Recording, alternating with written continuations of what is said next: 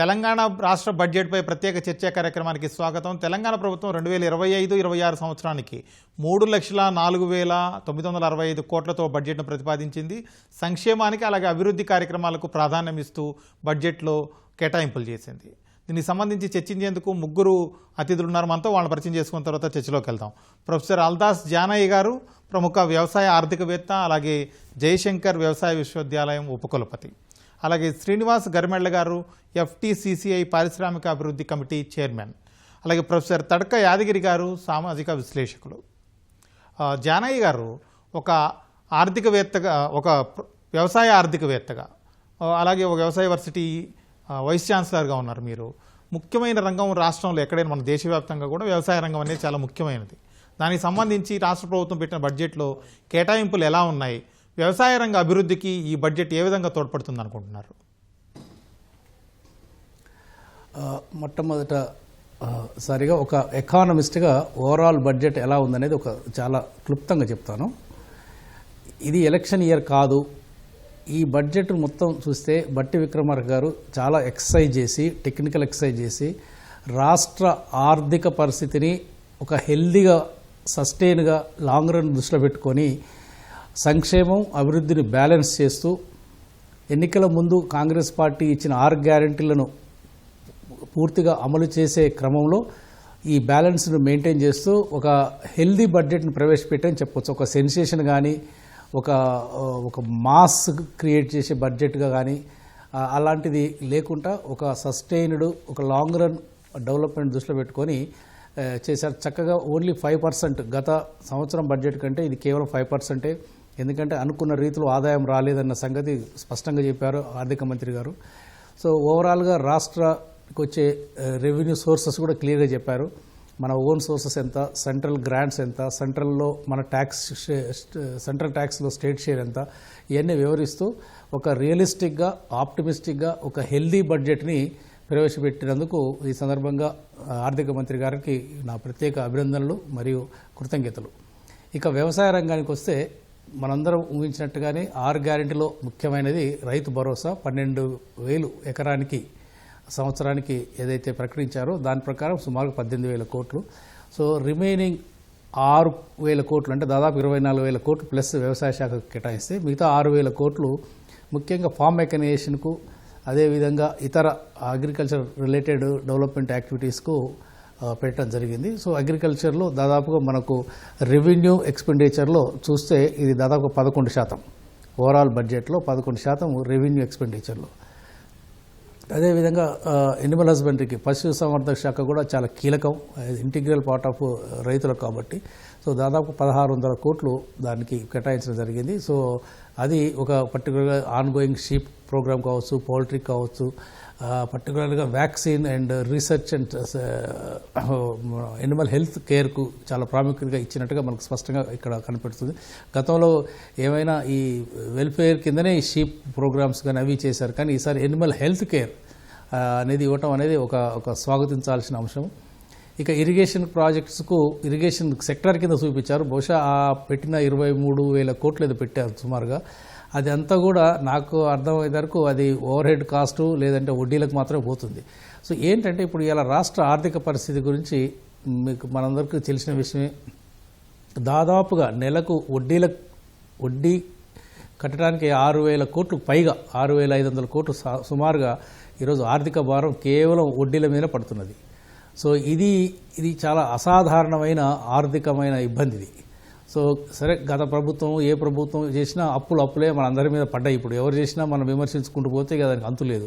So 7 లక్షల కోట్లకు పైగా, అందులో గత ప్రభుత్వం చేసిన అప్పులలో దాదాపుగా 88,000 కోట్లు ఒక EMI రూపంలో ప్రిన్సిపల్ అమౌంట్ రీపే చేయడం జరిగింది గత ప్రభుత్వం. దాని రీపేమెంట్ కావచ్చు, ప్లస్ ఇంట్రెస్ట్ రీపేమెంట్ కావచ్చు, 1,45,000 కోట్లు రీపేమెంట్ చేసి గత బడ్జెట్లో మనకు అందులో మళ్ళీ అడిషనల్గా అప్పు చేయాల్సిన పరిస్థితి కూడా కొంత వచ్చింది. ఎందుకంటే అప్పుల మీద వడ్డీలు మిత్తులు కలిపితే అడిషనల్ బార్డర్ పడుతుంది కాబట్టి కొంత అప్పుల భారం. కానీ ఈ బడ్జెట్లో అప్పుల భారాన్ని తగ్గించే విధంగా కూడా ఉన్నది. మీకు నాన్ ట్యాక్స్ సోర్సెస్ కేవలం 30,000 కోట్లు చూపించారు. జనరల్గా నాన్ ట్యాక్స్ సోర్సెస్ అంతా మన బారోయింగ్స్, మార్కెట్ బారోయింగ్స్ మీద ఆధారపడి ఉంటుంది. సో ఇది కూడా చాలా మోడెస్ట్గా అవసరాన్ని మించి కాకుండా చూపించడం కూడా ఒక మంచి పరిణామం. సో ఓవరాల్గా బడ్జెట్ మాత్రం ఇది చాలా హెల్దీ బడ్జెట్. ఎకనామికల్గా లాంగ్ రన్ డెవలప్మెంట్ దృష్టిలో పెట్టుకొని అండ్ వెల్ఫేర్ను డెవలప్మెంట్ బ్యాలెన్స్ చేస్తూ మంచి టెక్నికల్ ఎక్సర్సైజ్ చేసిన బడ్జెట్ లాగా మనకు స్పష్టంగా కనపడుతున్నది. ఒకే ఒక కన్సర్న్ ఏంటంటే ఎడ్యుకేషన్కు అనుకున్నంత రీతిలో పెట్టకుండా గతానికంటే పెంచారు. దాదాపుగా 10%కు పైగా రెవెన్యూ ఎక్స్పెండిచర్లో కానీ ఒక education plus social welfare schools కానీ, BC welfare schools, minority welfare schools, tribal welfare schools, వివిధ రకాల ఎడ్యుకేషన్ సంస్థలకు అన్నిటికి కలిపితే 10% వరకు దాదాపుగా బడ్జెట్ అలొకేషన్ చేశారు. కానీ 12% ఉంటుందని అనుకున్నాము. So but it's very modest good initiative for increasing the budget on education. ఎడ్యుకేషన్కు టాప్ ప్రియారిటీ ఇచ్చినట్టుగా మనకు స్పష్టంగా కనబడుతుంది. Integrated young India integrated schools కావచ్చు, reorganisation of the existing primary secondary education system మీద ఫోకస్ పెట్టడం కావచ్చు. అదేవిధంగా దాదాపు 32,000 మంది స్టాఫ్ని రిక్రూట్ చేయడం కావచ్చు ఎడ్యుకేషన్ సిస్టంలో. సో ఇవన్నీ గుడ్ డెవలప్మెంట్స్. కాకపోతే ఇంత ఆర్థిక ఇబ్బందులున్నా ఎడ్యుకేషన్కు మాత్రం అనుకున్న అంత స్థాయి ఇవ్వకపోయినా గతంతో పోలిస్తే చాలా మెరుగైన స్థానం కల్పించారు. మెరుగైన సంస్కరణలు, విద్య మీద ఫోకస్ చేయడం అనేది మనం అందరం స్వాగతించాల్సిన అవసరం. గరిమెళ్ల శ్రీనివాస్ గారు, ఒక పారిశ్రామిక అభివృద్ధి కమిటీ చైర్మన్గా, పారిశ్రామికవేత్తగా మీకున్న అనుభవాన్ని బట్టి చెప్పండి, ఈ బడ్జెట్లో రాష్ట్ర ప్రభుత్వం పారిశ్రామిక రంగానికి చేసిన కేటాయింపులు ఏ విధంగా ఉన్నాయి? ఇంకా మెరుగ్గా ఉంటే బాగుంటుంది అనుకుంటున్నారా, లేకపోతే కేటాయించిన కేటాయింపులు సరిపోతాయి, దానికి ఉపయోగపడతాయి పారిశ్రామిక అభివృద్ధికి అనుకుంటున్నారా? ఫస్ట్లీ జానయ్య గారు చెప్పినట్లు నేను కూడా అగ్రీ చేస్తాను. ఈ బడ్జెట్ చాలా వెల్ఫేర్ అండ్ డెవలప్మెంట్కి బాగా బ్యాలెన్స్ చేశారు.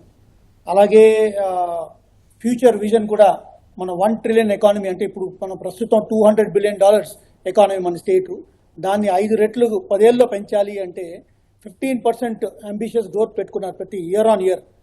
అది సహజం అవ్వాలి అంటే ఆయన ఆలోచించి మన ఫైనాన్స్ మినిస్టర్ గారు మన తెలంగాణని గ్లోబల్ మ్యానుఫ్యాక్చరింగ్ హబ్ చేద్దాం అనుకుంటున్నారు.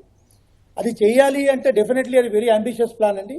ప్రస్తుతం మనది ఏంటంటే మన స్టేట్లో ఎక్కువ సర్వీస్ సెక్టర్ కంట్రిబ్యూషన్ అండి. మన వాల్యూ ఎడిషన్లో 2/3 అంటే 66% సర్వీస్ సెక్టర్ నుంచి వస్తుంది. బ్యాలెన్స్ 33% మనకి ఇండస్ట్రీస్ పరంగా ఉన్నాయండి, అగ్రికల్చర్ పరంగా 50% ఆఫ్ దట్ 33% వస్తున్నారు అనమాట. ఇది గ్లోబల్ మ్యానుఫ్యాక్చరింగ్ హబ్ చేయాలి అంటే కొన్ని ఏరియాస్ ఫైనాన్స్ మినిస్టర్ అడ్రస్ చేయలేదు. ఒక రకంగా మనకి స్కిల్ యూనివర్సిటీ డెవలప్మెంట్ అవునండి, లేకపోతే ఐటీఐలు, మన 65 ఐటీఐస్ ఉన్నాయి మన గవర్నమెంట్ ఆఫ్ తెలంగాణ. 65 ఐటీఐస్లో ఆల్మోస్ట్ 2,000 కోట్లు టాటా వారి సంస్థతో ఒక 65 ఏటీసీలు అడ్వాన్స్ టెక్నాలజీ సెంటర్స్ ఓపెన్ చేస్తున్నారు. ప్రస్తుతం మన ఐటీఐల్లో 33,000 35,000 స్టూడెంట్స్ ఉన్నారండి. దీన్ని 1 lakh స్టూడెంట్స్కి పెంచుదామని చూస్తున్నారు. సో ఆ రకంగా మంచి ఫౌండేషన్ ఫ్రేమ్ వర్క్ పెడుతున్నారు for making Telangana global manufacturing hub. ఎందుకంటే మ్యానుఫ్యాక్చరింగ్ హబ్ అయినప్పుడు డెఫినెట్లీ ఎంప్లాయ్మెంట్ జనరేషన్ బాగుంటుంది. ఇప్పుడు ప్రస్తుతం మీరు చూసుకుంటే ఎంప్లాయ్మెంట్ జనరేషన్లో service sector contribute 66% of economy, but employment 33%. Whereas manufacturing contributes 22% employment, but in terms of value addition 16%. So దీన్ని మనం బాగా పెంచితే ఎంప్లాయ్మెంట్ కూడా పెరుగుతుంది. దాన్ని మన $1 trillion ఎకానమీ అనే అంబిషన్ రియలైజ్ అవ్వగలం. దానికోసం కొన్ని గవర్నమెంట్ స్టెప్స్ తీసుకోవాలంటే అది కొంచెం నిరాశగా ఉంది. In terms of land Avani, cluster development అని చెప్పారు. మొన్న ఎంఎస్ఎంఈ పాలసీ కూడా వాళ్ళు లాంచ్ చేశారు 5-6 నెలల క్రితం. ఒక పరంగా చూసుకుంటే ఇండస్ట్రియల్ ఇన్సెంటివ్స్ అండి గతం 10 ఏళ్ళలో మనకి రిలీజ్ చేయలేదు. ఆల్మోస్ట్ మనకి 3,500 కోట్లు పెండింగ్ ఉంది ఎంఎస్ఎంఈస్కి. అందులో రీసెంట్లీ మన ఇండస్ట్రీస్ మినిస్టర్ శ్రీధర్ బాబు గారు, రేవంత్ రెడ్డి గారు ఆల్మోస్ట్ 500 కోట్లు రిలీజ్ చేశారు. అది definitely congratulations to them and industries కూడా బెనిఫిషియల్గా ఉంటుంది. కానీ ఇంకా రిలీజ్ చేయాలి. మనకేంటంటే ఇప్పుడు ఎంఎస్ఎంఈస్కి 4,000 కోట్లు కేటాయించారు ఈ 5 ఏళ్ళలో. నెక్స్ట్ 5 yearsలో ఎలాగ డిస్ట్రిబ్యూట్ చేస్తారు, ఎలాగ హ్యాండ్ హోల్డ్ చేస్తారో ఆ డీటెయిల్స్ ఇంకా రాలేదు. అది ఇంకా కొద్ది కాలంలో రిలీజ్ చేస్తారేమో. కానీ ఈ హ్యాండ్ హోల్డింగ్ ఆఫ్ ఎంఎస్ఎంఈస్ కొంచెం ఎక్కువ చేయాలి నా ఆశయం. ఆ తర్వాత చెప్తాను. Okay sir. అలాగే యాదగిరి గారు, ఇప్పుడు ముఖ్యంగా గ్రామీణాభివృద్ధి పంచాయతీరాజ్ శాఖలకు 31,000 కోట్లకు పైగా కేటాయింపులు చేశారు. ముఖ్యంగా మన దేశవ్యాప్తంగా కూడా గ్రామాలు, పల్లెలు అనేటివి చాలా ముఖ్యమైనది. అలాగే తెలంగాణలో కూడా గ్రామాలే ముఖ్యం. ఇట్లాంటి పరిస్థితుల్లో గ్రామీణాభివృద్ధి పంచాయతీరాజ్ శాఖకు కేటాయింపులు ఏ విధంగా ఉన్నాయంటారు? మీ అభిప్రాయం ఏంటి దీని మీద? అంటే నేను ఒక సామాజిక శాస్త్రవేత్తగా స్పందించాలనుకుంటున్నాను. నిజానికి పంచాయతీరాజ్ గ్రామీణాభివృద్ధికి 10% బడ్జెట్లో మంచి పెద్దపీట వేశారు. అయితే ప్రధానంగా జరుగుతున్నది ఏంటంటే ఇవాళ అంటే ఇది ఈ సంవత్సరం అంటే కాంగ్రెస్ రేవంత్ రెడ్డి గారి నాయకత్వంలో ప్రభుత్వం ఏర్పడిన తర్వాత ఈ సంవత్సరం చాలా చరిత్రాత్మకమైన సంవత్సరం. ఎందుకంటే నిన్న మొన్న బీసీలకు సంబంధించినటువంటి రిజర్వేషన్ల పెంపు గురించి కానీ, విద్యా ఉద్యోగ రంగాలు, అదేవిధంగా స్థానిక సంస్థలు, అదేవిధంగా ఎస్సీ వర్గీకరణ. అంటే ఎందుకు నేను మాట్లాడుతున్నానంటే ఈ బడ్జెట్ మొత్తానికి సంబంధించి ఈ సామాజిక సమీకరణాలు మారుతున్నాయి. ఈ క్రమంలో బడ్జెట్ అనేది చాలా కీలకమైన అంశం. ఎందుకంటే కేవలం రిజర్వేషన్స్ అని వదిలేయకుండా ఇవాళ విద్యారంగానికి కూడా మంచి రెసిడెన్షియల్స్ పాఠశాలలకు కానీ మంచి బడ్జెట్ కేటాయింపులు చేశారు. కాకపోతే జరుగుతున్నది ఏంటంటే సామాన్యుడు గ్రామీణ ప్రాంతాల్లో అడుగుతున్న ప్రశ్న ఏంటంటే, ఒకటి అప్పులకు సంబంధించి ఇంతకుముందు చెప్పినట్టుగా జానయ్య గారు చెప్పినట్టుగా అప్పులకు సంబంధించిన వడ్డీలు, ఈఎంఐలు అనేది ఇది పెద్ద ఒక 20%, 15-20% మన బడ్జెట్లో ఉంటుంది. అయితే ఇది సామాన్యుడు కూడా ఈ మధ్యన సోషల్ మీడియా వచ్చినాక ప్రతి ఒక్కరికి కూడా అర్థమవుతుంది. అంటే ఒక కామన్ సెన్స్గా అంటే ఇంత అప్పులు కడుతున్నారు కానీ అభివృద్ధి కోసం లేదా సంక్షేమం కోసం బడ్జెట్ కేటాయించడంలో కేటాయింపులు బాగా జరుగుతున్నాయి. కానీ ఆచరణకు వచ్చే వరకు అంటే అవి ఎక్స్పెండిచర్ మీట్ అయ్యే వరకు అది చాలా వ్యత్యాసం కనబడుతుంది. ఎప్పుడు కూడా బడ్జెట్లో జరుగుతున్నది ఏంటంటే సంక్షేమ అభివృద్ధికి సంబంధించి ముఖ్యంగా గ్రామీణ ప్రాంతాలకు సంబంధించి కేటాయింపులు బాగుంటున్నాయి కానీ వాటి ఎక్స్పెండిచర్ అది ఇంకర్ కావట్లేదు. ఇది ఒక ప్రధానమైనటువంటి మనకు సమస్య కనబడుతుంది. గ్రామీణ అభివృద్ధికి సంబంధించిన రోడ్లకు విషయాలు కానీ, లేకుంటే ఇప్పుడు గత సంవత్సరం బడ్జెట్లో పెట్టినటువంటివి సరే రైతు రుణమాఫీ వాళ్ళకు ఉన్నటువంటి ప్రధాన అంశం ఉంది కాబట్టి రైతు రుణమాఫీ వల్ల చాలా పథకాలు వారు ఇచ్చిన 6 గ్యారంటీలు కాంగ్రెస్ ప్రభుత్వం ఇచ్చిన 6 గ్యారంటీలు అమల్లోకి రాలేదు. కానీ ఇప్పుడు ఈ సంవత్సరం వస్తుందని ఆశిస్తున్నారు కూడా. కాబట్టి ప్రధానంగా అంటే ముఖ్యంగా ఎఫ్ఆర్బిఎం అని చెప్పేసి మనం బడ్జెట్కి సంబంధించిన మేనేజ్మెంట్ ఏదైతే ఉందో కేంద్ర ప్రభుత్వం చేసిన చట్టం ఏదైతే ఉందో అంటే ఇవాళ క్యాష్ ట్రాన్స్ఫర్స్ ఎంతవరకు చేయాలి, లేకపోతే మనం అభివృద్ధికి సంబంధించి ఎంత కేటాయించాలనే దగ్గర ఇక్కడ జాతీయ స్థాయిలో చర్చ జరుగుతుంది మన్మోహన్ సింగ్ ఉన్నప్పటి నుంచి కూడా. కానీ ఇవాళ ప్రధానమైన సమస్య ఏంటంటే ఎంత క్యాష్ ట్రాన్స్ఫర్, సంక్షేమానికి ఎంత పెట్టాలి, అభివృద్ధికి ఎంత అనేది ఒక ప్రపోర్షనల్ రేషియో లేదు. సరే ప్రయత్నాలు కేంద్ర ప్రభుత్వం చట్టం చేసినా కూడా ఇంకా దాంట్లో అనేక లోపాలు ఉన్నాయి. దాని ఒక శాస్త్రీయ పద్ధతిలో బడ్జెట్ని ఇంకా జానయ్య గారు, ఇప్పుడు బడ్జెట్ అయితే 3 లక్షల కోట్లు దాటింది. కానీ ఈసారి కూడా రుణాలకు సంబంధించి చాలా ఎక్కువగానే చూపించారు. 69,000 కోట్లకు పైగా రుణాలు తీసుకురావాల్సి ఉందని ప్రతిపాదించారు. దీన్ని ఎలా అర్థం చేసుకోవాలి? ఈ స్థాయిలో ఒక పక్క రుణాలు ఎక్కువగానే ఉన్నాయి, రాష్ట్రాల మీద భారం ఉంటుంది అని చెబుతూనే మళ్ళీ ఇంత స్థాయిలో రుణాలు తీసుకురావడం ఏ విధంగా జస్టిఫై చేసుకోవచ్చు అంటారు? అంటే ఇది మీరొక్కటి ఈ సందర్భంగా తెలంగాణ సమాజం కూడా అర్థం చేసుకోవాల్సింది ఏంటంటే, మీ ద్వారా రుణాలు అనేది 2 రకాలుగా తీసుకొస్తాం రాష్ట్ర ప్రభుత్వాలు, కేంద్రం కానీ రాష్ట్రం కానీ. ఒకటి అభివృద్ధి కోసం, ఒకటి ఏంటంటే రిలీఫ్ కోసం, ఆర్థిక ఇబ్బందులు ఉన్నప్పుడు రిలీఫ్. ఇప్పుడు మన రాష్ట్ర ప్రభుత్వము ప్రస్తుతం తీసుకొస్తున్న రుణాలు గత పాలకులు చేసిన ఆర్థిక ఇబ్బందుల నుండి కొంత రిలీఫ్ కావడానికి, ఆ ప్రజలను తట్టుకోవడానికి చేసే అప్పులే తప్ప కొత్త అప్పులు కావు ఇవి. గతంలో చేసిన అప్పులకు వడ్డీలు కట్టడానికి దాదాపుగా మనకున్న లెక్కల ప్రకారం 6,500 కోట్లు పర్ మంత్. అంటే మీకు 12 నెలలకు దాదాపుగా మీకు అదే ఒక 80 కోట్లకు సుమారుగా 75 నుంచి 80 కోట్లు, 75 నుంచి 80 వేల కోట్లు సంవత్సరానికి కేవలం వడ్డీల భారం పడుతుంది మన రాష్ట్ర ప్రభుత్వం మీద, ఆర్థిక ఇబ్బందులు. ఇది ఎప్పుడు వచ్చింది? గత సంవత్సరం జూన్ నుంచి మొదలైంది మనకు రీపేమెంట్. గత సంవత్సరం జూన్ నుంచి జనరల్గా అప్పులు ఇచ్చినప్పుడు 5 years గెస్టేషన్ పీరియడ్ ఉంటుంది ఈ ఇరిగేషన్ ప్రాజెక్ట్స్కు, ఫైనాన్షియల్ ఇన్స్టిట్యూషన్స్ ఇచ్చినప్పుడు. సో దాదాపు వీళ్ళు తెచ్చిన అప్పులంతా 2017, 18, 19లో ఎక్కువ భారీ ఎత్తున తెచ్చారు. కాబట్టి ఆ 5 సంవత్సరాలు రీపేమెంట్ పీరియడ్ ఎఫెక్ట్గా మొత్తం క్యుములేటివ్గా స్టార్ట్ అయింది జూన్ 2024 నుండి. ఈ జూన్ 2024 జూన్ నుంచి మొదలైన ఈ వడ్డీల భారము 6,500 కోట్లు నెలకు. అంటే దాదాపుగా 75 నుంచి 80 వేల కోట్లు ఆర్థిక భారం. ఇది ఒక ఆస్పెక్ట్, ఎందుకు అప్పులు చేయాల్సి వస్తుంది. రెండవది ఏంటంటే ఈ ఆన్గోయింగ్ కొన్ని స్కీమ్స్ నడవాలి. దానికి మనకు వచ్చే రాష్ట్ర రెవెన్యూ కానీ ఆదాయం కానీ చక్కగా సరిపోతుంది వాస్తవానికి. ఈ అప్పుల భారం కనుక, వడ్డీల భారం కనుక లేకపోతే అసలు ఈ అప్పులు చేయాల్సిన అవసరమే లేదు మనకు. సో అయినప్పటికీ అనుకున్న దానికంటే 65 నుంచి 70 వేల కోట్లు మనకు అప్పు చేయాల్సిన పరిస్థితి కంపల్సరీగా వస్తుంది ఈ ప్రజల్ని తట్టుకోవడానికి. ఈ అప్పు చేసేది డెవలప్మెంట్ యాక్టివిటీస్ కాదు, డెవలప్మెంట్ కోసం చేయాలనుకుంటే ఇంకింత మరింత చేయాల్సి వస్తుంది.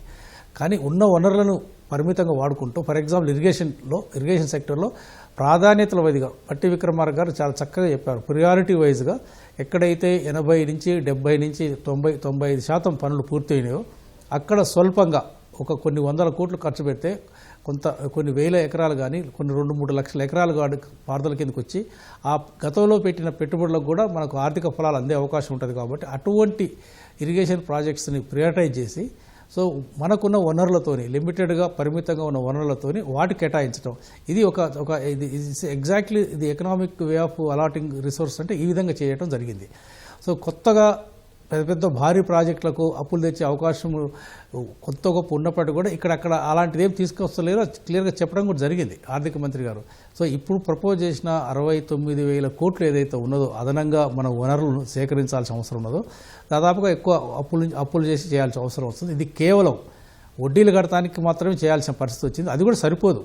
ఈ 69,000 కోట్లు కూడా మనకు పడే వడ్డీల భారం కూడా పడిపోదు. వడ్డీలు ప్రిన్సిపల్ కలిపితే దాదాపు మనకు 1,50,000 కోట్లు కావాలి సంవత్సరానికి. మనం గత పాలకులు చేసిన అప్పు వడ్డీ ప్లస్ అసలు నెల కట్టడానికి సుమారుగా 1,50,000 కోట్లు కావాలి రాష్ట్ర ప్రభుత్వానికి. అయినా కేవలం ప్రపోజ్ చేసింది దాదాపు 70,000 కోట్లు అప్పు తీసుకోవాల్సిన పరిస్థితి వస్తుంది. అంటే మనకున్న ఆదాయంలో డెవలప్మెంట్కు వెల్ఫేర్ ఖర్చు పెడుతూ అందులో ఉన్న పరిమితమైన వనరులని ప్లస్ అదనంగా ఈ 70,000 కోట్ల అప్పులు కలిపి 1,50,000 కోట్లు తిరిగి బ్యాంకింగ్ ఇన్స్టిట్యూషన్స్ కడుతున్నారు.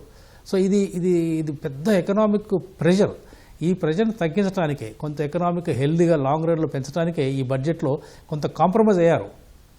కేవలం 6 గ్యారంటీలలో ఉన్న 13 అంశాలలో 9 అంశాలకు 9 స్కీమ్స్కు ఇప్పుడు దీనిలో పూర్తిగా అమలు చేసినట్టుగా ఉన్నది. ఆల్రెడీ గత బడ్జెట్లో ఉచిత బస్సు కావచ్చు, గృహజ్యోతి కావచ్చు, అదేవిధంగా ఈ 500 రూపాయలకు సిలిండర్ కావచ్చు. సో ఇవి ఆల్రెడీ గత సంవత్సరం అమలు చేశారు. కాబట్టి ఇక మిగిలిన 13లో మిగిలిన 9 అంశాలకు పూర్తిగా దాదాపు 56,000 నుంచి 57,000 కోట్ల మధ్యలో ఖర్చు అయ్యే విధంగా ఈ 6 గ్యారెంటీలు అనేది ప్రాథమికంగా ప్రతి తెలంగాణ వ్యక్తికి ఇచ్చిన హామీ. కాబట్టి కాంగ్రెస్ ప్రభుత్వం వాటి మీద దృష్టి పెట్టి ఈ బడ్జెట్తో ఈ రోజుకి 6 గ్యారెంటీలు పూర్తిగా అమలయ్యేట్టుగా కూడా మనం భావించవచ్చు. బహుశా నెక్స్ట్ ఇయర్ ఇంత ప్రెజర్ ఉండకపోవచ్చు, కొంత ఉన్నప్పటికీ ఇంత ప్రెజర్ ఉండకపోవచ్చు, ఇంకింత కొంత మనకి అప్పుల భారం తగ్గించుకునే అవకాశం ఉంటుంది. సో కాబట్టి ఇది లాంగ్ రన్లో ఒక హెల్దీ బడ్జెట్ని అని ఎందుకంటున్నానంటే ఇది ఒక సెన్సేషన్ చేయటమో ఏదో ఒక మాస్ సపోర్ట్ కోసమో లేదంటే ఎలక్షన్ బడ్జెట్ కాదు ఇది. సో ఇది అందరూ ఆమోదించాల్సిన బడ్జెట్. ఈ అప్రోచ్ అనేది చాలా అవసరము. మనం ఆర్థిక పరిస్థితిని కాపాడుకోవాలంటే బ్యాలెన్స్ చేస్తూ వెల్ఫేర్ని, డెవలప్మెంట్ని అండ్ ఆల్సో అప్పులని తీసుకురావాల్సిన బారోయింగ్స్ని ఈ మూడింటి మధ్యలో మనం బ్యాలెన్స్ చేసుకోవాలి. మనకు ఎఫ్ఆర్బిఎంలో లోబడి ఉన్నప్పటికీ అధికంగా అప్పులు తీసుకొస్తే మళ్ళీ కట్టాల్సింది మనమే. సో ఈ రోజు రాష్ట్ర ప్రభుత్వం దాదాపు వడ్డీ అసలు కలిపి 1,50,000 కోట్లు కడుతుంది సంవత్సరానికి. సో ఈరోజు ఆ అమౌంట్ కనుక కనీసం మనకు ఆ వడ్డీల మంద మిగిలిన దురదృష్టవశాత్తు రాష్ట్ర ప్రభుత్వం కేంద్రానికి ఒక ప్రతిపాదన పంపింది. రీఫైనాన్సింగ్ కోసం మాకు అనుమతి ఇవ్వండి. ఇప్పుడు దాదాపు 10 నుంచి 11% వడ్డీలు పడుతున్నాయి ఈ 7 లక్షల కోట్ల అప్పుల మీద. రీఫైనాన్సింగ్ ఇన్స్టిట్యూషన్స్ కొన్ని ఉన్నాయి, 5 నుంచి 6%, 4.5% వడ్డీలు ఇచ్చేవి. అవన్నీ టేక్ ఓవర్ చేసుకోవడానికి కేంద్ర ప్రభుత్వం అనుమతి ఇవ్వాలి. ఇస్తే మనకు ఈ 6,500 కోట్లు ఏదైతే వడ్డీల భారం ఉందో అది 3,500 కోట్లకు తగ్గే అవకాశం ఉంటుంది. కానీ రాజకీయ కారణాలా లేకుంటే మరో కారణాలా మనకు తెలియదు. కానీ 3-4 రోజుల కిందనే కేంద్ర ప్రభుత్వం స్పష్టంగా చెప్పింది తెలంగాణ ప్రభుత్వానికి రీఫైనాన్సింగ్ అనుమతి మేము ఇస్తలేము. ప్రతిపాదన అందిన మాట వాస్తవమే కానీ అనుమతి ఇవ్వలేదు. సో అది ఇచ్చుంటే కనీసం మనకు కొంత ఆర్థిక ఇబ్బంది తగ్గేది. కనీసం 30-35 వేల కోట్లు సంవత్సరానికి మనకు సేవ్ అయ్యాయి. సో ఆ వెసులుబాటు కూడా కేంద్ర ప్రభుత్వం క్లోజ్ చేసేసింది. సో కాబట్టి ఉన్న వనరులలో, ఉన్న పరిస్థితులలో, ఉన్న రాజకీయ పరిస్థితులు, ఆర్థిక పరిస్థితులు, సో ఇవన్నీ చూసి చేసిన బడ్జెట్ చూస్తే మనకి ఇది బెస్ట్ వే ఆఫ్ బడ్జెట్గా మనం భావించవచ్చు. గరిమెళ్ల శ్రీనివాస్ గారు, ఇప్పుడు ఒకవైపు ఆల్రెడీ తెచ్చినటువంటి అప్పులకు వడ్డీలు కట్టడానికి మళ్ళీ అప్పులు తేవాల్సిన పరిస్థితి.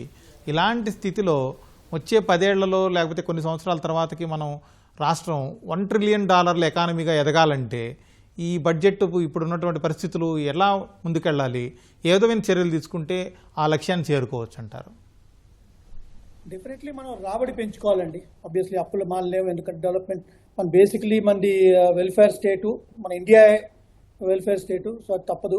దానివల్ల రాబడి పెంచుకోవాలి. రాబడి పెంచుకోవాలంటే ఒక డెఫినెట్లీ మీరు ఈ చైనా ఎకానమీ చూస్తే లాస్ట్ ఫ్యూ డికేడ్స్లో వాళ్ళ గ్రోత్ ఎందుకు వచ్చిందంటే మ్యానుఫ్యాక్చరింగ్, గ్లోబల్ మ్యానుఫ్యాక్చరింగ్ హబ్ అయిపోయారు వాళ్ళు. 33% ఆఫ్ ద వరల్డ్ మ్యానుఫ్యాక్చరింగ్ చైనాకి షిఫ్ట్ అయింది. ఎందుకంటే మ్యానుఫ్యాక్చరింగ్తో అడ్వాంటేజ్ ఏంటంటే మన జిఎస్టీ కలెక్షన్ మన స్టేట్కి పెరుగుతుంది. రెండో రకంగా మనకి ఎంప్లాయ్మెంట్ కూడా బాగా జనరేట్ అవుతుంది. ఈ మ్యానుఫ్యాక్చరింగ్ హబ్ చేయాలి అంటే మీరు తమిళనాడు చూసుకోండి, లేకపోతే ఈ మధ్యన మహారాష్ట్ర చూడండి, లేకపోతే హర్యానా చూడండి. ఈ 3 మ్యానుఫ్యాక్చరింగ్ ఎప్పటి నుంచి 30 ఏళ్ళు 40 ఏళ్ళ నుంచి గతం వాళ్ళు మ్యానుఫ్యాక్చరింగ్ మీద ఫోకస్ చేసి వాళ్ళ కలెక్షన్స్ మ్యానుఫ్యాక్చరింగ్ చాలా హై ఉంది. మన Telangana general predominantly IT sector మీద ఫోకస్ చేసింది. 30 ఏళ్ళు 40 ఏళ్ళ క్రితం మనకి పబ్లిక్ సెక్టర్ అండర్టేకింగ్స్ ఉండేవి, ఐడిపిఎల్ ఉండేది, హెచ్ఎంటీ ఉండేది, ప్రాగా టూల్స్ ఉండేవి. ఇవన్నీ ఉన్నప్పుడు మ్యానుఫ్యాక్చరింగ్గా ఉండేది. బెంగళూరు మనం ఉండేవాళ్ళం. దాని తర్వాత మన ఫోకస్ ఐటీ మీద షిఫ్ట్ అయ్యి చంద్రబాబు నాయుడు గారి టైంలో ఐ థింక్ లేట్ 90s మనం కొంచెం షిఫ్ట్ చేసాం ఐటీ మీద ఫోకస్. ఐటీ మీద ఫోకస్ తగ్గించుకోదని చెప్తున్నాను, అది కంటిన్యూ అవ్వాలి. అది కాకుండా మ్యానుఫ్యాక్చరింగ్ మళ్ళీ రీఫోకస్ చేయాలి. మ్యానుఫ్యాక్చరింగ్ పెరగాలి అంటే ముఖ్యమైన ఏంటంటే ల్యాండ్ రేట్స్ తగ్గాలండి. మ్యానుఫ్యాక్చరింగ్కి ఒక 1000 స్క్వేర్ ఫీట్లో ఓపెన్ చేయలేం. మనకు ఫ్యాక్టరీ కావాలి, దానికి మెషినరీ కావాలి, దానికి ల్యాండ్ కావాలి. మనం ఇప్పుడు మ్యానుఫ్యాక్చరింగ్ పెట్టాలంటే ఒక ఆంటర్ప్రినర్ 10 కోట్లు పెట్టారనుకోండి, లేకపోతే 1 కోటి రూపాయలు పెట్టారనుకోండి, ల్యాండ్ మీద ఆల్మోస్ట్ 40% ల్యాండ్ మీద పోతుంది. మిగిలితే 60% మిగులుతుంది. దేనికి? మన మెషినరీ కావాలని దేనికైనా ఉంది. బట్ జనరలీ మీరు డెవలప్మెంట్ చూసుకుంటే డెవలప్డ్ కంట్రీస్ చూసుకున్నాం అనుకోండి, చైనా తీసుకొని, లేకపోతే జర్మనీ తీసుకొని, జపాన్ తీసుకొని, ఈ 3 కంట్రీస్ మ్యానుఫ్యాక్చరింగ్లో వెరీ ఫేమస్. వాళ్ళు ఏమిటంటే వాళ్ళ క్యాపిటల్లో land cost is only 10%. 90% man power అవనివ్వండి లేకపోతే మెషినరీలో వాళ్ళు ఖర్చు పెడతారు. మనకి ఇక్కడ ఉల్టా 40% మనం ల్యాండ్లో పెడతాం. సో మిగిలిన 60% మనం infrastructure in terms of machinery, in terms of people spend చేస్తాం. అది తగ్గాలి. దానికోసం మన తెలంగాణ గవర్నమెంట్ ప్రత్యేకంగా ఏం చేయాలంటే, ఎస్పెషల్లీ లాస్ట్ 3-4 yearsలో మన తెలంగాణలో ల్యాండ్ రేట్ విపరీతంగా పెరిగిపోయినాయి. ఇప్పుడు ఇండస్ట్రీ పెట్టాలి అంటే ఆల్మోస్ట్ 200 కిలోమీటర్లు దూరం పోవాలి. అక్కడ పోతే అక్కడ మనకి మ్యాన్ పవర్ దొరకదు, స్కిల్ మ్యాన్ పవర్ దొరకదు. దానివల్ల ఎవరు వెళ్ళట్లేదు, ఎవరు ముందుకు రావట్లేదు. చిన్న ఫ్యాక్టరీలు పెడతారు. కొంచెం పెద్ద ఫ్యాక్టరీ పెట్టాలి అంటే government of India, government of Telangana ఎంఎస్ఎంఎస్కి ఎస్పెషలీ ల్యాండ్ అమ్మకుండా ల్యాండ్ లీజులో ఇవ్వడము, ఒక లాంగ్ టర్మ్ లీజ్, 15 ఏళ్ళ లీజు, లేకపోతే 20 ఏళ్ళ లీజు, లేకపోతే వాళ్ళ గ్రోత్ పెట్టి వాళ్ళకి ఇన్సెంటివ్ ఇవ్వడము. ఈ ఏడాది టర్న్ ఓవర్ 1 కోటి, నెక్స్ట్ ఇయర్ 5 కోట్లు అవుతాయి, అందులో 50% జీఎస్టీ నీకు వెనక్కి ఇస్తా అని చెప్పేసి ఏదో ఇన్సెంటివైజ్, సబ్సిడైజ్ చేసి మ్యానుఫ్యాక్చరింగ్ని బాగా పెంచాలండి. అది ఫోకస్లోకి రావాలి. మన సర్వీస్ సెక్టర్ మీద ఫోకస్ ఉంచుతూ మ్యానుఫ్యాక్చరింగ్ కూడా పెంచాలండి. అది very very very important. In fact మన గవర్నమెంట్ ఆఫ్ ఇండియా చూసుకుంటే manufacturing contribution from GDP of India GDP only 16-17%. దాన్ని 26% చేద్దామని మోదీ గవర్నమెంట్ ట్రై చేస్తున్నారు. అట్లానే తెలంగాణ గవర్నమెంట్ కూడా కొన్ని మెజర్స్, మెట్రిక్స్ పెట్టుకొని కరెంట్లీ 16-17% నుంచి 25% పెంచాలి అంటే ఏంటి చేయాలి అని కొన్ని చర్చలు చేసుకొని మాలాంటి ఇండస్ట్రీ బాడీస్తో మాట్లాడి ఏం చేయాలో చేసి నెక్స్ట్ 4-5 years అది పెంచాలండి. ప్రస్తుతం ఫ్రేమ్వర్క్ మాత్రం ఈ బడ్జెట్లో డెఫినెట్లీ స్కిల్ ఫ్రేమ్వర్క్ అనివ్వండి, లేకపోతే ఐటీఐ ఫ్రేమ్వర్క్ అండి, అది బిల్డ్ చేస్తున్నారు. దాని పరంగా we're happy about it. But going forward manufacturing focus కావాలి మా కోరిక. యాదగిరి గారు, అలాగే రాష్ట్ర ప్రభుత్వం బడ్జెట్లో విజన్ 2050 అన్నట్లుగా పెట్టుకుంది. ఆ లక్ష్యంతో పనిచేస్తున్నాం. రాష్ట్రాన్ని సమగ్ర అభివృద్ధి వైపుగా, సమగ్ర అభివృద్ధి చెందిన రాష్ట్రంగా తయారు చేసేందుకు విజన్ 2050 అని చెప్పింది. అది సాధించాలంటే రాష్ట్ర ప్రభుత్వం ఏం చేయాల్సి ఉంది? అది ఎట్లాంటి చర్యలు తీసుకుంటే 2050 కల్లా తెలంగాణ పూర్తి స్థాయిలో దేశంలోనే అభివృద్ధి చెందిన రాష్ట్రంగా ఎదుగుతుందంటారు? నిజానికి మంచి విజన్, ఉద్దేశం మంచిగా ఉంది. ఎందుకంటే 2050 అనేది మనం భారత రాజ్యాంగం అమల్లోకి వచ్చి 100 సంవత్సరాలు పూర్తయ్యేది. ఎందుకంటే ఇప్పుడు 75 సంవత్సరాలు అయింది. కాబట్టి 2050 అనే ప్రణాళిక, ఒక విజన్, తెలంగాణ ఎట్లయితే రైజింగ్ తెలంగాణ అంటున్నారో, కాబట్టి అది మంచి ఉద్దేశము. కాకపోతే దాన్ని అంటే ఇప్పటిదాకా మనం చర్చ అంతా కూడా అప్పులు వడ్డీలకు చుట్టే తిరుగుతుంది. కాబట్టి అంటే కనీసం రాబోయే 20-25 సంవత్సరాల వరకైనా అప్పులు లేనటువంటి, వడ్డీలు లేనటువంటి ఒక తెలంగాణ ఒక డిక్లేర్ చేసుకోవాల్సినటువంటి అవసరం ఉంది ప్రధానంగా. ఎందుకంటే ట్యాక్సులు పే చేయడము, పన్నులు, ప్రభుత్వానికి ఆదాయం రావడం ఒకటైతే, అప్పుల కోసం ఆదాయాలు అంటే ట్యాక్సులు వేసేటువంటి పరిస్థితి, అంటే సపరేట్ ట్యాక్స్ వేసే రోజులు వస్తాయేమని ఒక భయం కూడా ఉంది సామాన్య ప్రజలకు. ఎందుకంటే అప్పుల కోసం సపరేట్ ఎట్లయితే జీఎస్టీలో సెంట్రల్ జీఎస్టీ, స్టేట్ జీఎస్టీ ఎట్లయితే మాట్లాడుతున్నామో, ఇంకా భవిష్యత్తులో ఇది ఇట్లనే కొనసాగితే, అంటే బడ్జెట్ మీద ఒక నియంత్రణ లేకపోతే మాత్రం అప్పుల కోసం, వడ్డీల కోసం కూడా సపరేట్ ట్యాక్స్ వసూలు చేసే రోజు వస్తుందనే ఒక భయం కూడా ఉంది సామాన్యులలో.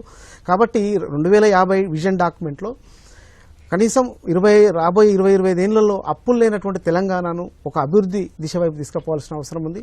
తర్వాత ముఖ్యంగా ఇంతకుముందు మనం మాట్లాడుకున్నట్టుగా ఇవాళ ఒక అంటే సామాజిక తెలంగాణ ఎట్లయితే ఒక ఇరిగేషన్ ప్రాజెక్టులు ఉన్న ముందు 10 సంవత్సరాలు ఏదైతే ఇరిగేషన్ డెవలప్మెంట్ జరిగిందో, ఇవాళ సామాజిక అంశాలు ప్రధాన అంశంగా వస్తున్నాయి. కాబట్టి ఇవాళ ఎస్సీ ఎస్టీ బడ్జెట్ కూడా కేటాయింపులు సబ్ ప్లాన్ ప్రకారం జరుగుతున్నాయి. కానీ వాటి యొక్క ఖర్చులోనే ప్రధాన సమస్య ఉంది. కాబట్టి ఎస్సీ ఎస్టీలకు సంబంధించి కూడా ప్రత్యేకమైనటువంటి అంటే ముఖ్యంగా ఎంప్లాయ్మెంట్ జనరేషన్ కానీ స్కిల్ డెవలప్మెంట్కి సంబంధించిన పథకాలు ఉండాల్సిన అవసరం ఉంది. ఇంకా బీసీలకు సంబంధించి కూడా 11,000 కోట్ల బడ్జెట్ పెట్టారు. కానీ ఆ బడ్జెట్ కూడా అంటే బీసీలలో ఇవాళ అనేక కార్పొరేషన్లు కూడా ఉన్నాయి. ఈ ప్రభుత్వం వచ్చిన తర్వాత కూడా ఒక 11 కుల కార్పొరేషన్లు ఏర్పాటు చేశారు. కాబట్టి అన్ని కార్పొరేషన్లకు కూడా అంటే బడ్జెట్ కేటాయింపులు చేయడం కానీ, లేదంటే ముఖ్యంగా ఆయా కుల వృత్తులకు సంబంధించినటువంటి స్కిల్ డెవలప్మెంట్కి సంబంధించి కానీ, ఒక ఎంప్లాయ్మెంట్ జనరేషన్కి సంబంధించి అంటే అవి కూడా చేయాల్సిన అవసరం ఉంది. అదేవిధంగా గ్రామీణాభివృద్ధికి సంబంధించి ఇవాళ అంటే గ్రామ పంచాయతీలను ఒక అంటే ఎలక్ట్రానిక్ సెక్రటేరియట్గా మార్చాల్సిన అవసరం ఉంది ఇవాళ గ్రామాల్లో కూడా. అట్లనే చేనేతకు సంబంధించి కూడా బడ్జెట్ ఇంకా పెంచాల్సిన అవసరం ఉంది. చేనేత రంగం లాంటి గ్రామీణ పరిశ్రమలను ప్రోత్సహించాల్సిన అవసరం కూడా ఉంది. కాబట్టి ఇవన్నీ కూడా అంటే ఒక పాజిటివ్ దృక్పథం అయితే ఈ బడ్జెట్లో కనబడుతుంది. కానీ వచ్చే సంవత్సరం వరకు ఇది ఆచరణలో ఇందులో ఉన్నటువంటి ఏవైతే ఆ లక్ష్యాలు ఉన్నాయో ఆ లక్ష్యాలు నెరవేరుతాయని ఆశిస్తున్నాను. జానయ్య గారు, అలాగే విశ్వవిద్యాలయాల్లో మౌలిక వసతుల కల్పనకు 500 కోట్లు కేటాయించింది ప్రభుత్వం. ఒక విశ్వవిద్యాలయ వైస్ ఛాన్సలర్గా చెప్పండి, మీరు రాష్ట్ర వ్యాప్తంగా ఉన్న యూనివర్సిటీల్లో మౌలిక వసతులకు ఈ మాత్రం నిధులు సరిపోతాయంటారా? ఖచ్చితంగా ప్రస్తుత పరిస్థితులు చూస్తే ఈ నిధులు ఈ అన్ని రాష్ట్రంలో ఉన్న దాదాపు 15-16 విశ్వవిద్యాలయాలు, వివిధ విశ్వవిద్యాలయాల మౌలిక వసతులకు ఆధునీకరించడంకి అకాడమిక్ ఇన్ఫ్రాస్ట్రక్చర్ కావచ్చు, హాస్టల్ ఫెసిలిటీస్ కావచ్చు, ల్యాబ్స్ కావచ్చు, క్లాస్ రూమ్స్ కావచ్చు, వీటన్నింటిని ఆధునీకరించాలంటే మాత్రం ఇవి ఏమాత్రం సరిపోవు. కానీ కనీసం గతంలో అసలు ఏమీ లేకుండేది. కనీసం ఒక 500 కోట్లు అవైనా ఖచ్చితంగా యూనివర్సిటీస్కు ఇవ్వాల్సిన అవసరం ఉన్నది, ఖర్చు పెట్టాల్సిన అవసరం ఉన్నది. 500 కోట్లు ఇచ్చినా కనీసం ఒక 2-3 యూనివర్సిటీసు ఈ సంవత్సరం, మరొక 2-3 యూనివర్సిటీస్ నెక్స్ట్ ఇయర్ వాటిని మోడర్నైజేషన్ చేయాల్సిన అవసరం ఉన్నది. Particular hostels, academic class rooms. So కాబట్టి ఇది ఒక మోడెస్ట్ స్టెప్, కానీ సరిపోదు. మీరు అన్నట్టుగా 100% మనకున్న విద్యా వ్యవస్థ నెట్వర్క్, విశ్వవిద్యాలయ నెట్వర్క్ చూస్తే ఏమాత్రం సరిపోవు, పెంచాల్సిన అవసరం ఉన్నది. కనీసం ఇచ్చిన ఈ 500 కోట్లు అయితే బడ్జెట్లో పెట్టినో ఇవి 100% రిలీజ్ చేసి విశ్వవిద్యాలయాలకు ప్రియారిటీ వైజ్ చేసి, ఇప్పుడు ఈరోజు ఉస్మానియా విశ్వవిద్యాలయం ఉందనుకోండి, దానికి top priority students hostels, student amenities. Kakatiya university కూడా అదే పరిస్థితి. సో జేఎన్టీయూలో కొంత వాళ్ళకు రిసోర్సెస్ ఉంటాయి. అంటే ఇక్కడ ఇచ్చేటప్పుడు కొన్ని యూనివర్సిటీస్కు వాళ్ళ సొంత కొంత ఆదాయ వనరులు ఎక్కువ ఉండే యూనివర్సిటీస్కు నిధులు తక్కువ ఇచ్చినా నష్టం లేదు. ఎందుకంటే వాళ్ళకు ఉన్న ఓన్ రిసోర్సెస్తో కూడా ఇవి చేసుకునే అవకాశం ఉంటుంది. కానీ కొత్తగా పెట్టిన అంటే 2వ తరం విశ్వవిద్యాలయాలు, పాలమూరు యూనివర్సిటీ కావచ్చు, Telangana university, Satavahana university, Mahatma Gandhi university, so ఇలాంటి 2వ తరం విశ్వవిద్యాలయాలకు మాత్రం ఖచ్చితంగా ఆర్థిక వనరులు ఇవ్వాల్సింది. వాటిని ఆధునీకరించాలి, వాటిని ఎక్స్పాండ్ కూడా చేయాలి వాళ్ళ విద్యా వ్యవస్థను. ఇవి మాత్రం ఏమాత్రం సరిపోవు, ఇందులో ఏమాత్రం కానీ ఈ విశ్వవిద్యాలయాలు కూడా కేవలం రాష్ట్రాల ఫండింగ్ మీదనే ఆధారపడకుండా ఈరోజు బయట అంతర్జాతీయ కానీ జాతీయం కానీ ఫండింగ్ ఫెసిలిటీస్ సిఎస్ఆర్ కింద ఇప్పుడు బిల్ గేట్స్ ఫౌండేషన్ ఉంది. సో బిల్ గేట్స్ ఫౌండేషన్ ఒక మంచి అంతర్జాతీయ NGO run by bill gates. So అక్కడి నుంచి కూడా మనకు ఎడ్యుకేషన్కు, హెల్త్ సెక్టర్కు, అగ్రికల్చర్ సెక్టర్కు మంచి వనరులు, ఫైనాన్స్ సపోర్ట్ ఇస్తారు. ఇక కో ఫండింగ్ ఉంటారు. రాష్ట్ర ప్రభుత్వం ఇప్పుడు ఇలా 500 కోట్లు ఇచ్చింది. రాష్ట్ర ప్రభుత్వం కనుక మేము రాష్ట్ర వ్యవసాయ అన్ని విశ్వవిద్యాలయాలకు 500 కోట్లు ఇస్తున్నాము, కో ఫండింగ్ ఇంకొక 500 కోట్లు మీరు ఇవ్వండి అని బిల్ గేట్స్ ఫౌండేషన్కి వెళ్తే వారు హ్యాపీగా ఇస్తారు. సో అలాంటి ప్రపోజల్ కూడా మనం రాష్ట్ర ప్రభుత్వం నుంచి వెళ్ళాలి. బహుశా ఆ వ్యవస్థ ఇంకా మనకు ఇలాంటి అంతర్జాతీయ సంస్థల నుంచి వనరులను సేకరించే ఒక వ్యవస్థ కానీ, ఆ సలహా సంప్రదింపుల ఒక సిస్టమ్ కానీ ఇంకా మనకు ఇంకా రాలేదు. బహుశా అలాంటి ఒక నూతన non traditional sources of income అనేది మనం చూసుకోవాలి. కేవలం రాష్ట్రాల పన్నుల నుండి, రాష్ట్రాల బడ్జెట్ నుంచే వనరులు రావాలంటే మాత్రం ఎప్పుడైనా పరిమితమే, చాలా పరిమితం ఉంటాయి. ఎందుకంటే అవసరాలు ఎక్కువ ఉన్నాయి కాబట్టి, వెల్ఫేర్ కూడా ఉంటుంది, డెవలప్మెంట్ ఉంటుంది. సో ఇలాంటి ఒక ఇంటలెక్చువల్ హబ్స్ యూనివర్సిటీస్ అంటే వాటి కొంచెం బయట నుంచి యూజీసీ నుంచి ఉన్నది, డిఎస్టీ, డిబిటీ చాలా సోర్సెస్ ఉంటాయి. యూనివర్సిటీస్కి ఫండింగ్ తెచ్చుకోవాలి. సో ఇటీవల నియమించిన విశ్వవిద్యాలయ ఉపకులపతులు కూడా ఆ దశగా ఆలోచించాలి. కేవలం రాష్ట్ర ప్రభుత్వమే మాకేమిస్తుంది ఏమిస్తుంది అంటే ఉన్నంతలో ఇస్తారు పరిమితంగా రిసోర్సెస్, కానీ అవకాశాలు బాగున్నాయి బయట. సో ఇప్పుడు మా వ్యవసాయ విశ్వవిద్యాలయానికి మేము స్టేట్ బ్యాంక్ ఆఫ్ ఇండియా ఫౌండేషన్కు వెళ్ళి రిక్వెస్ట్ చేసాం, సిఎస్ఆర్ కింద మాకు 12 కోట్లు ఇస్తామని చెప్పారు. సో అదే రాష్ట్ర ప్రభుత్వం అడిగితే 12 కోట్లు ఇచ్చే అవకాశం లేదు, ఎందుకంటే వనరులు వాళ్ళకి ఇవ్వాలని ఇంట్రెస్ట్ ఉన్నా. సో కాబట్టి ఇలాంటి నాన్ ట్రెడిషనల్ సోర్సెస్ గురించి విశ్వవిద్యాలయాలు కూడా ప్రయత్నాలు చేస్తే మనకు చక్కగా ఆర్థిక వనరులు వస్తాయి, విశ్వవిద్యాలయాలు బాగుపడతాయి, ఆధునీకరించుకునే అవకాశం కూడా ఉంటుంది. రాష్ట్ర ప్రభుత్వం ఇచ్చే పరిమితమైన వనరులతో పాటు మనం కూడా చేసుకోవాల్సిన అవసరం ఉందని నేను ఈ సందర్భంగా చెప్తున్నాను. శ్రీనివాస్ గారు, ఇప్పుడు హైదరాబాద్ నగరం అనేది మొత్తం తెలంగాణకి ఒక గ్రోత్ ఇంజిన్. మేజర్ ఆదాయం అంతా హైదరాబాద్ సిటీ నుంచే వస్తుంటుంది. అలాంటి హైదరాబాద్ అభివృద్ధికి రాష్ట్ర ప్రభుత్వం ఈ బడ్జెట్లో కేవలం 150 కోట్లు కేటాయించింది. ఇది ఏ రకంగా సరిపోతుంది, ఎక్కడ ఖర్చు పెట్టడానికి ఉపయోగపడుతుంది ఈ నిధిలో? మీరు హైదరాబాద్ అంటే రోడ్ అండ్ బిల్డింగ్కి సెపరేట్గా అలొకేషన్ చేశారండి. హైదరాబాద్ సిటీగా 150 crores, కానీ రోడ్స్ అండ్ బిల్డింగ్స్ ఇన్ఫ్రాస్ట్రక్చర్కి 15,000 కోట్లు చేశారు. మున్సిపల్ అడ్మినిస్ట్రేషన్ డిపార్ట్మెంట్ సెపరేట్గా అలొకేట్ చేశారు. సో మీరు హైదరాబాద్ డెవలప్మెంట్ని ఒక రకంగా చూడాలి. మన ఫోకస్ ఇప్పుడు ఎట్లా ఉండాలంటే, ఇప్పుడు మీరు చూస్తే ఒక కొత్త స్కీమ్ లాస్ట్ గవర్నమెంట్ లాంచ్ చేసింది, కానీ ఇంకా ముందుకు సాగలేదు. 1 district 1 product అని లాంచ్ చేసింది. అంటే ప్రతి డిస్ట్రిక్ట్ ఒక ప్రోడక్ట్ ప్రోత్సహించి దాన్ని ఫోకస్లో తీసుకొచ్చి అక్కడ ఎంప్లాయ్మెంట్ జనరేషన్ అవనండి, ఎంఎస్ఎంఈస్ గ్రోత్ అని చేయాలి. సో మన హైదరాబాద్ నుంచి ఫోకస్ మనం షిఫ్ట్ అవ్వాలండి. డెఫినెట్లీ మనకి 29-30 డిస్ట్రిక్ట్లు ఉన్నాయి. అన్ని డిస్ట్రిక్ట్లో మనం ఫోకస్ తెచ్చుకొని హైదరాబాద్ నుంచి డీఫోకస్ చేయాలి. ఎందుకంటే 2 కారణాలు, ఒకటేమో ట్రాఫిక్ కంజెషన్, రెండోనేమో ల్యాండ్ రేట్లు పెరిగిపోవడం విపరీతంగా. సో దీనివల్ల నేను definitely as a industrialist I agree to government's view that we have to shift the focus away from Hyderabad towards other districts. So దీనికోసం మనం ఏం చేయాలంటే, ఒక particular scheme what we launch 1 district 1 product. ఈ 32 డిస్ట్రిక్ట్లో ఏ ప్రోడక్ట్ మనం డెవలప్ చేయొచ్చు, ఎక్కడ మనం ఎంప్లాయ్మెంట్ జనరేట్ చేయొచ్చు, అక్కడ ఈ ఎంఎస్ఎంఈస్ని గ్రోత్ స్పర్ చేయాలి. ఎందుకంటే మన గవర్నమెంట్ ఇప్పుడు టార్గెట్ ఏం పెట్టింది అంటే, మన ఫైనాన్స్ మినిస్టర్ గారు 25,000 న్యూ ఎంఎస్ఎంఈస్ని ప్రోత్సహించాలి విత్ ఇన్ నెక్స్ట్ 5 years పెట్టారు. అంటే యావరేజ్గా ప్రతి ఏడాది 5,000 ఎంఎస్ఎంఈస్. ఈ 5,000 ఎంఎస్ఎంఈస్ ఫోకస్ మన హైదరాబాద్ సిటీలో పెట్టుకుంటే వీలు కాదు, వాళ్ళు గ్రో అవ్వలేరు స్టార్ట్ చేసిన. సో దానివల్ల we need to focus away from Hyderabad అండి. ఇప్పుడు when it comes to allocation, ఒకటి టోటల్ ఇండస్ట్రీస్ డిపార్ట్మెంట్కి అలొకేట్ చేసింది 3,500 కోట్లు అప్రాక్సిమేట్లీ అలొకేట్ చేశారు. ఇందులో శాలరీస్ పెన్షన్స్ పోగా ఐ థింక్ నాకు తెలియదు, ఇంకా డీటెయిల్స్ రాలేదు, కానీ 15,000 కోట్లు కేటాయించారు ఫర్ ఇండస్ట్రీస్ డిపార్ట్మెంట్. ఈ సబ్సిడీస్లో 500 కోట్లు రిలీజ్ చేస్తే ఇంకో 1,000 కోట్లు డెవలప్మెంట్ ఉంటుంది. కాబట్టి ఈ ఈకో సిస్టమ్ డెవలప్మెంట్లో వాళ్ళు ఫోకస్ చేసి ఈ 1,000 కోట్లు స్పెండ్ చేస్తే బాగుంటుంది నా అభిప్రాయం అన్నమాట.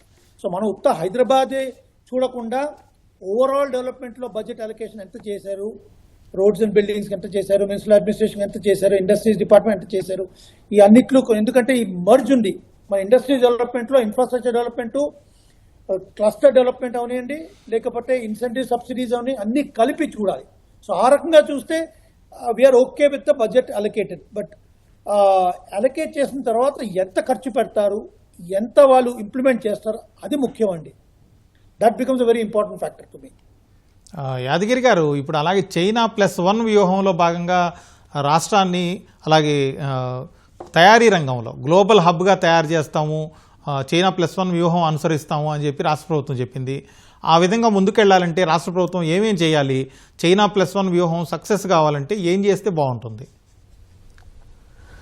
నిజానికి ఉద్దేశం చాలా మంచిది. ఇవాళ ఉన్నటువంటి ముఖ్యంగా మనలాంటి తెలంగాణ లాంటి రాష్ట్రాల్లో ఇవాళ టెక్నికల్ ఎడ్యుకేషన్ చాలా విస్తృతంగా పెరిగి మనకు ఎక్కువ మంది టెక్నికల్గా పాలిటెక్నిక్ చదివిన వాళ్ళు కానీ, బీటెక్ ఇంజనీరింగ్ కాలేజీలో చదివినటువంటి గ్రాడ్యుయేట్స్ చాలా లక్షల మంది ఉన్నారు.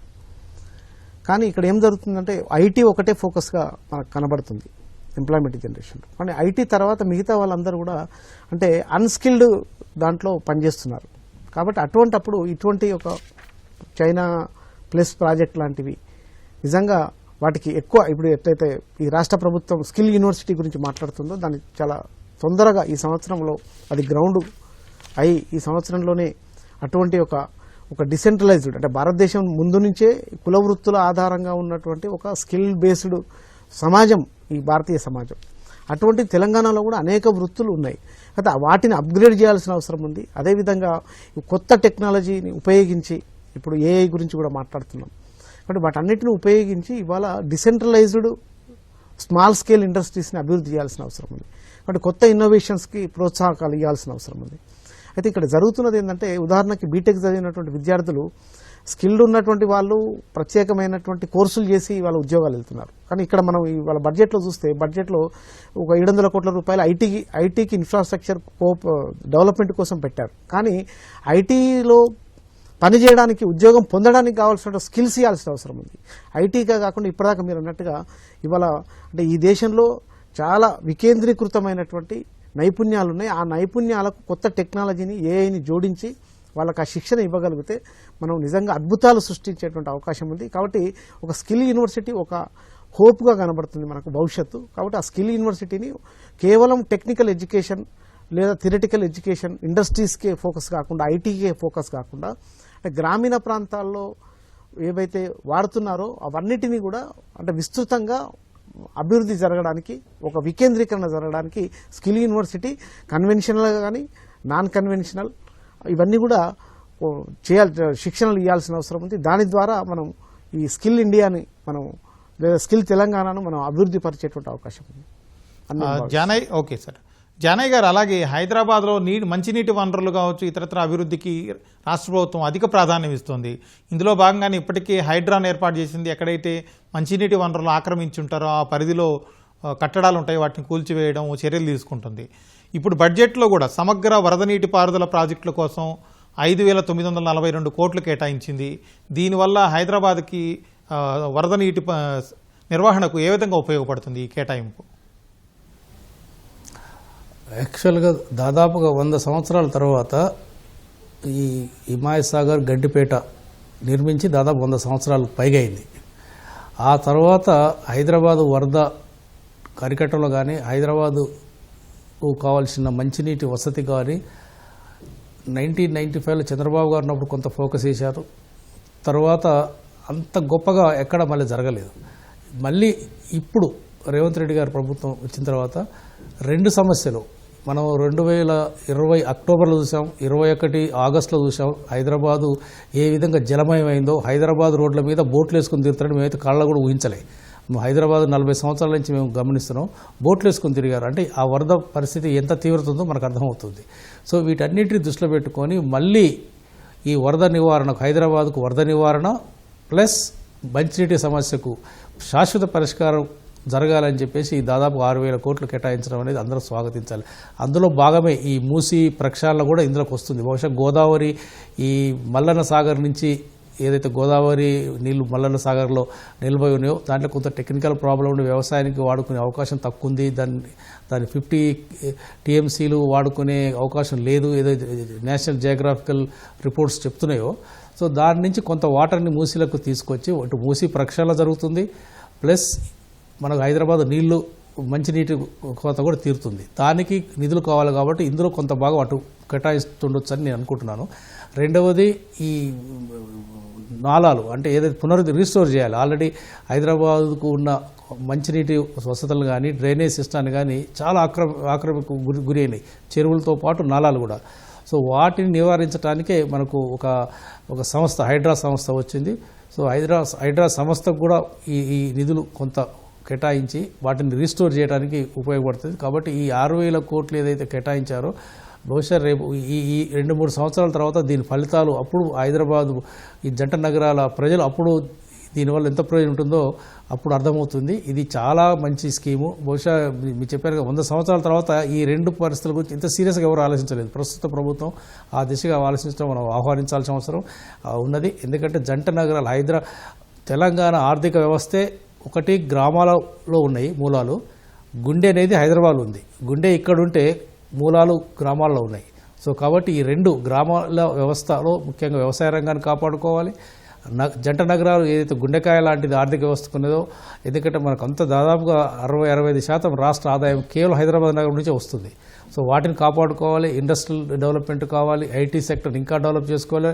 ఏదైతే ఫ్యూచర్ సిటీ ఉన్నదో దాన్ని మనం ఒక ప్రపంచ స్థాయి నగరాన్ని తయారు కావాలంటే ఇలాంటి మౌలిక వసతులు చాలా అవసరం. ఇది బేసిక్ లాజిస్టిక్స్ ఇవన్నీ. సో ఆ దశగా ఈ బడ్జెట్లో కూడా కొంత ఒక అడుగులు పడ్డాయి. సో వీటన్నిటిని మనం ఆహ్వానించాల్సిన అవసరం ఉన్నది.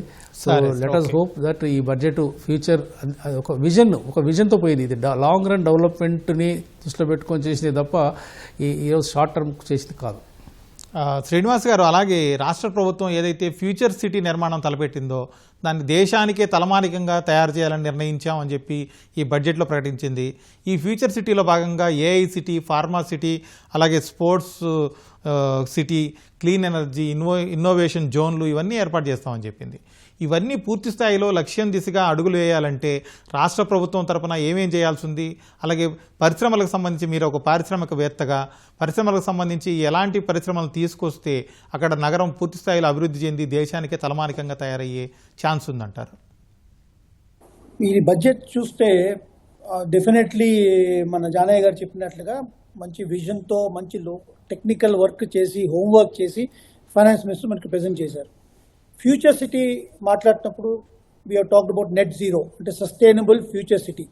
బికాజ్ ఇప్పుడు ఎప్పుడైనా ఇంకా ఫ్యూచర్లో ఏ కంట్రీలో అయినా సిటీస్ డెవలప్ చేస్తే sustainability plays a key role. మనకి నెట్ జీరో పెడుతున్న టార్గెట్, ఆఫ్ కోర్స్ 15,000-20,000 టార్గెట్ కింద పెట్టారు, అది కష్టం. కానీ at least one step towards sustainable future. ఇందులో ఏంటంటే 700 స్క్వేర్ కిలోమీటర్ అంటే హ్యూజ్ ఏరియా డెవలప్ చేద్దామని ప్రయత్నం మన state government between Srisailam and Nagarjuna Sagar. ఈ ఫ్యూచర్ సిటీస్లో definitely first thing is sustainability కావాలి అంటే ఎనర్జీ సెక్టర్ మీద ఫోకస్ రావాలి. గ్రీన్ ఎనర్జీ మనం డెవలప్ చేయాలి. ప్రస్తుతం టార్గెట్ ఏమిటంటే 2030కి మన తెలంగాణ గవర్నమెంట్కి ఇంకో 20,000 megawatt of green energy generation, 35కి ఇంకో 20,000 megawatt, 40,000 megawatt generation from the Telangana state next 10 ఏళ్ళలో అంటున్నారు. దానికి చేయాలి అంటే దానికి పవర్ డిపార్ట్మెంట్ వాళ్ళు దానికి ఏం చేయాలి అని ఫండమెంటల్ ఫ్రేమ్వర్క్ ఫామ్ చేయాలి. ఇప్పుడు మనకి గ్రీన్ ఎనర్జీ పాలసీ మొన్నే లాంచ్ చేసి జస్ట్ అబౌట్ 2-3 months బ్యాక్ మన హైటెక్ సిటీలో లాంచ్ చేశారు. దీన్ని ఫండమెంటల్ ఫ్రేమ్వర్క్ తయారు చేసి how will the industry sustain, వాళ్ళకి సోలార్ డెవలప్మెంట్ కోసం ఇన్సెంటివైజ్ చేసి ప్రతి ఇండస్ట్రీ అట్లీస్ట్ 70% లేదా 60% సోలార్ ఎనర్జీ మీద డిపెండెంట్ అవ్వాలి. దానికోసం ఏంటి కావాలి, దానికోసం ఫైనాన్స్ డిపార్ట్మెంట్ మన బ్యాంకింగ్స్తో లింకులు పెట్టడం, ఇవన్నీ చేస్తే ఇండస్ట్రీస్ డెఫినెట్లీ ఆ ఏరియాలో థ్రైవ్ అవుతుంది. రెండోదేమో alignment of vision of sustainability and net zero కూడా అవుతుంది ఇండస్ట్రీలో. రెండో పరంగా ఇన్ఫ్రాస్ట్రక్చర్ డెవలప్మెంట్, ఇలాంత పెద్ద future city 7,760 square kilometre city అంటే ఆబ్వియస్లీ దానికి పెట్టుబడి లాక్స్ అండ్ లాక్స్ ఆఫ్ క్రోర్స్. దానికోసం definitely we need to obviously borrow from the centre as well as JICA, Japanese foundation అవనండి, లేకపోతే బిల్ గేట్ ఫౌండేషన్ అండి, for sustainability, for infrastructure development, for industrial development, for sustainable residential colonies and for worker colonies. ఇవన్నీ integrate చేయాలి. మనం ఇప్పుడు next time industrial cluster develop చేస్తే మన తెలంగాణలో should not be just industry specific, it should be for work men also. అంటే sustainable colonies for workers, sustainable colony for engineers, sustainable colonies for industrialist, sustainable industrial development అవ్వాలి. అంటే all round holistic development కింద focus చేయాలి. మన pyramid structure కొంచెం skill యూనివర్సిటీలో మనం చూస్తే ప్రతి ఇంజనీర్కి మ్యానుఫ్యాక్చరింగ్ కంపెనీస్ అవన్నీ మోస్ట్ ఇండస్ట్రీస్లో ప్రతి ఇంజనీర్కి 2 సూపర్వైజర్ కావాలి. ప్రతి సూపర్వైజర్కి 6 నుంచి 8 మంది వర్కర్లు కావాలి. సో ఈ పిరమిడ్ స్ట్రక్చర్కి ఎన్ని స్కూళ్ళు కావాలి, ఎన్ని టెక్నికల్ స్కూల్స్ కావాలి, ఎన్ని ఐటీఎల్ కావాలి, ఎన్ని ఇంజనీరింగ్ కాలేజెస్ కావాలి, ఈ ప్రాపర్గా ఫండమెంటల్ ఫ్రేమ్వర్క్ తయారు చేసి పిరమిడ్ స్ట్రక్చర్ తయారు చేసి అన్ని కాలనీలు డెవలప్ చేసి వర్కర్ కావాలండి, లేకపోతే ఇంజనీర్ కావాలండి, లేకపోతే ఇండస్ట్రీ కావాలి, అలా టోటల్లీ హోలిస్టిక్ డెవలప్మెంట్ మెల్లిమెల్లిగా చేస్తే డెఫినెట్లీ మనకి పాసిబుల్ అండి. ఈ future city could be one of those game changers for the state of Telangana. Already మన per capita is one of the best in India, I think number 1 or number 2. So ఇదే పరంగా మనం వెళ్తే ఈ విజన్ని మనం ప్రాపర్గా ఇంప్లిమెంట్ చేస్తే డెఫినెట్లీ ఫుడ్ స్టెప్స్ బాగుంటాయి. 15-20 years బాగా డెవలప్ అవుతుంది. Okay sir. యాదగిరి గారు, అలాగే గ్రామాల్లో 100% సౌర విద్యుత్ని ఎంకరేజ్ చేయడానికి రాష్ట్ర ప్రభుత్వం 1500 కోట్లు కేటాయించింది. అలాగే గ్రీన్ ఎనర్జీ కోసం మరొక 1000 కోట్లు కేటాయించింది. డైట్ ఛార్జీల కోసం 2669 కోట్లు. ఇవన్నీ ఈ విద్యుత్ సంబంధించి ఏదైతే రెగ్యులర్గా ఉన్నటువంటి విద్యుత్ కాకుండా ఇతరత్ర సౌర విద్యుత్ అనేది ఇప్పుడు దేశవ్యాప్తంగా కావచ్చు, ప్రపంచవ్యాప్తంగా అందరూ చాలా ఎక్కువగా ఫోకస్ చేస్తున్న ఏరియా. దీనికి ఈ విధమైన కేటాయింపులు చేయడం సౌర విద్యుత్కి ఏ విధంగా ఉపయోగపడుతుంది? రాష్ట్ర ప్రభుత్వం అలాగే ప్రజలకి ఏ విధంగా ఉపయోగపడుతుంది అంటారు? అంటే నిజానికి మనం ప్రత్యామ్నాయ ఇంధన వనరుల మీద ఎక్కువ దృష్టి పెడుతున్నాము. ఇవాళ సౌర విద్యుత్ మీద కూడా రాష్ట్ర ప్రభుత్వం మంచి కేటాయింపులు చేసింది. కాకపోతే ఇది ఇంకా విస్తృతంగా పెంచాల్సిన అవసరం ఉంది. ఎందుకంటే విద్యుత్ సంస్థల మీద మనం భారాన్ని కూడా తగ్గించాల్సిన అవసరం ఉంది.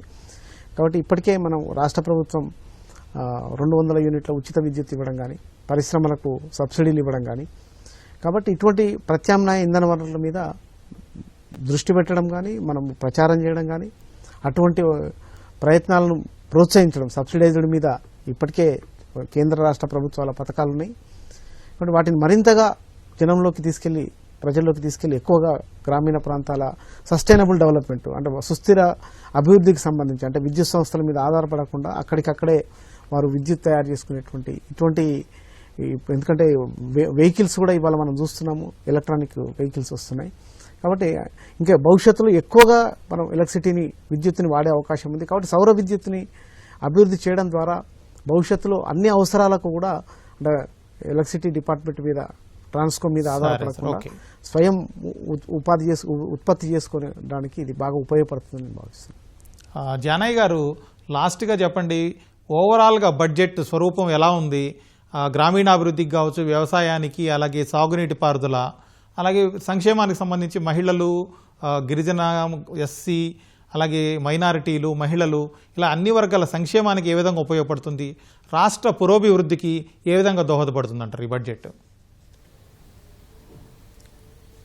ప్రస్తుత ఉన్న ఆర్థిక పరిస్థితులను దృష్టిలో పెట్టుకొని చూసినట్లయితే ఈ బడ్జెట్ టోటల్ సైజ్ కావచ్చు, అలొకేషన్స్ కావచ్చు చూసినట్లయితే మనకు స్థూలంగా కనిపించేది అంటే ఒక దీర్ఘకాలికంగా ఒక అభివృద్ధి పదంలో నడిపించే విధంగా మనకి అలొకేషన్స్ కానీ ప్రియారిటీ సెక్టర్స్ని ఐడెంటిఫై చేసి అలొకేషన్స్ ఇవ్వడం అనేది జరిగింది.